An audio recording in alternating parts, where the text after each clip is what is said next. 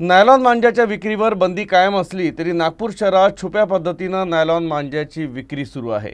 या धोकादायक नायलॉन मांजाचा साठा जप्त करत गुन्हे शाखेच्या विविध पथकांनी 3 आरोपींना अटक केली। त्यांच्याकडून एकूण 67 चक्री नायलॉन मांजा जप्त करण्यात आला।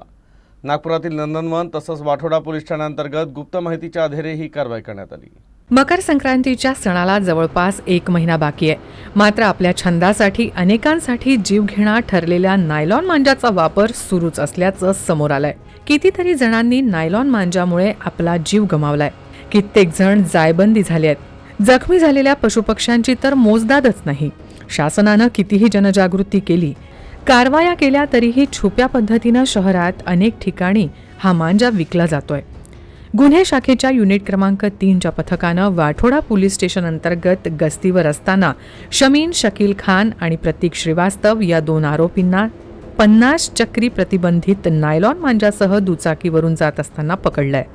या कारवाईत दुचाकी, मोबाईल फोन आणि इतर साहित्य असा सुमारे 1.5 लाख रुपयांचा मुद्देमाल जप्त करण्यात आलाय। या दोन्ही आरोपींना पुढील कारवाईसाठी नंदनवन पोलिसांच्या ताब्यात देण्यात आलं आहे। दुसरी कारवाई वाठोडा पोलीस ठाण्याअंतर्गत तरोडी गावाकडे जाणाऱ्या रस्त्यावर गुन्हे शाखा युनिट क्रमांक 5च्या पथकानं केली।